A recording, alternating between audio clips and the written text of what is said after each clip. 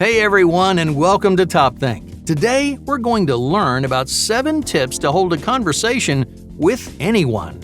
Now, let's begin. Number 1. Creating intention. Amateur conversationalists often sabotage their own interactions by forgetting one important thing.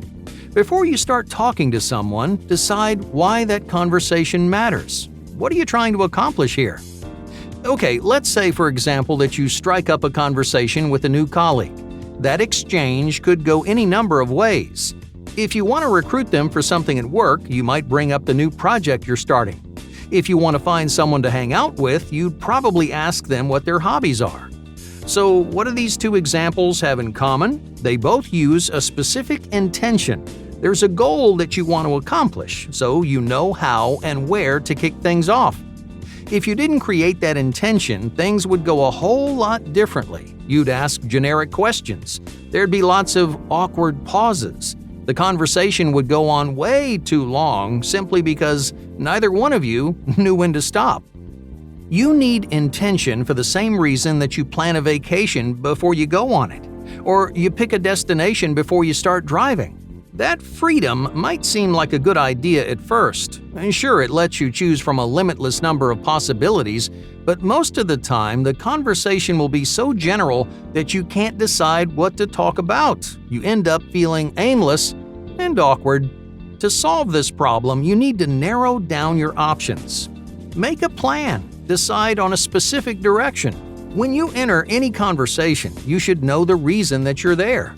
This approach gives you 2 very important ingredients of a good conversation: a subject and a time limit. Having a subject means you always have something to talk about, something to connect with, and ask questions about. When you're finished, you don't have to sit around and wonder whether or not it's time to say goodbye. But intention doesn't just smooth over the awkward moments. It makes you a more capable conversationalist. If you know what to talk about, you'll naturally act more confident and self-assured. Your words will have purpose, which automatically gives them more weight. People are more likely to invest in a conversation with you simply because you're there for a reason. You can easily start every conversation on the right foot by coming in with intention. Number 2. Intention checks. Now you know you should create intention, but what does a good intention actually look like? Will anything work as long as you decide beforehand? Not every intention produces a good conversation. If you approach a new friend at a party, you can't really ask them to give you a job, or if you strike up a conversation with your boss, don't expect to find someone to go hiking with.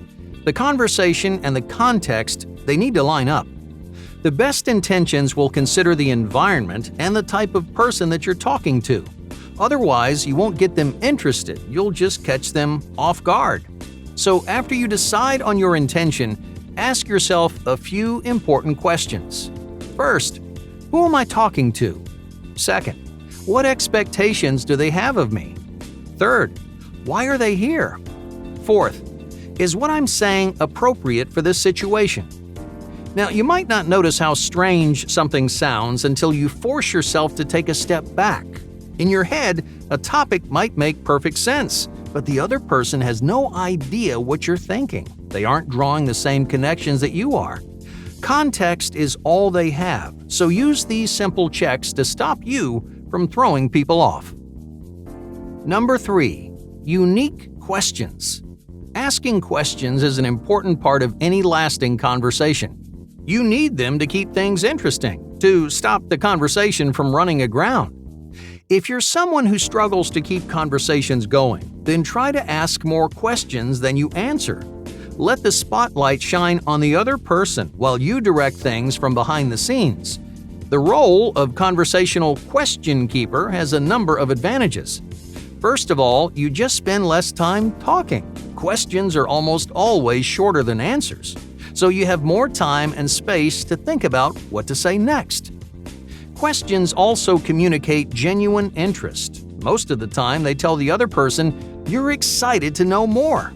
Just make sure your questions are specific and on topic. For example, if someone is telling you a story about how their car broke down, don't randomly ask if they've ever traveled overseas. Your questions should show that you're interested and paying attention. That way, the other person feels like you care about what they have to say. Finally, questions make you seem like a friendlier, more confident person. They show that you don't need the spotlight. You can be attentive and enthusiastic even if you're not talking about yourself. This is actually a pretty rare skill to have. Many people lose interest or stop listening if they don't feel like they're the center of attention. Taking a more selfless approach to the conversation will earn you big points, no matter who you're talking to. Number 4. Know the tiers. When you first meet someone new, certain subjects are off-limits. It's almost like there's an unspoken hierarchy of topics. On the bottom, there are super casual ones like sports or the weather, but on the top, there are incredibly personal topics like family and health. So, how do you know which subjects are appropriate to talk about and which are crossing the line? Well, it helps to break the list of topics down into 3 separate groups. The first is perfect for first impressions. These are subjects that everyone knows about and few people have a personal connection to. Food, movies, and celebrities are great first-time topics. They're safe, easy, and don't ruffle any feathers. The second tier is a bit riskier. Topics like politics, romance, and the news can get people riled up. People often have a very personal stake in whatever they believe, so these subjects are best used when chatting with someone that you know. Finally, the third tier is for the most personal subjects like religion, family, and insecurities. You should really only talk about these with close friends. They're way too invasive for a casual conversation. It's worth saying that these tiers aren't all that clear-cut. Sometimes a casual conversation can dip into a more personal subject. And if that does happen, just make sure you're not making the other person uncomfortable. At the end of the day, comfort matters more than staying within the proper tier. Number 5. Cut the complaints. Okay, let's say you aren't the biggest fan of your boss. You think he's annoying, lazy, and abrasive. You're convinced you could do his job way better than he can. But if a coworker walks up and asks you what you think of your boss, what should you say? Should you start ranting about your deep-seated hatred? Should you brag about how much better of a leader you are? Ranting, complaining, and gossiping are 3 of the most common conversational mistakes. You might be trying to bond over a collective issue or just give an honest answer, but you're not doing yourself any favors. In fact, all 3 of these put an incredibly negative spin on the conversation. Gossip makes people feel uncomfortable and nervous. Complaints make you look self-centered, while most rants are just plain overwhelming. People won't want to talk to you. When you start complaining, they'll start looking for a way out. You obviously don't want that, so what should you do instead? Well, before someone gets to know you, you sometimes need to bend the truth. Using that previous example, even if you do hate your boss, you should still find something positive to say. You don't need to make up some elaborate lie, just show the other person that you have a good attitude. So that way you seem safe and approachable. You don't come off as a toxic person. By cutting out complaints, you can keep the conversation positive and fun for everyone involved. Number 6. Chaining stories. How do you usually end your stories? Do you wait for the other person to ask for more information? You can effortlessly keep conversations going by ending each story with a question. This creates a smooth transition between topics while keeping you in the driver's seat. So imagine you just finished a story about a recent camping trip. You shouldn't stop talking when your story ends. It's almost like playing catch with someone, but instead of throwing the ball back, you just hold on to it.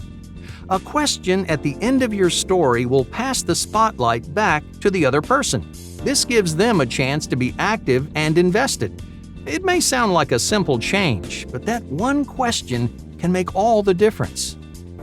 Number 7. Persistent practice. Ultimately, the best advice that anyone can give you is to have more conversations. Talk to more people. Everything on this list will help you improve in some way, but if you want to become a better conversationalist, you need experience. People don't always react like you think they will. On paper, one thing might make perfect sense, yet it looks completely different in practice. Why? Well, because even if small talk is pretty standardized, people's personalities aren't. You never really know what someone will say or do until you're there. So you need that experience to make you a more flexible socialite. As you slowly get a handle on how people react, you'll discover more and more opportunities to incorporate these tips into each interaction. With these under your belt, you can easily hold a conversation with just about anyone. Hey, thank you for watching TopThink, and be sure to subscribe because more incredible content is on the way.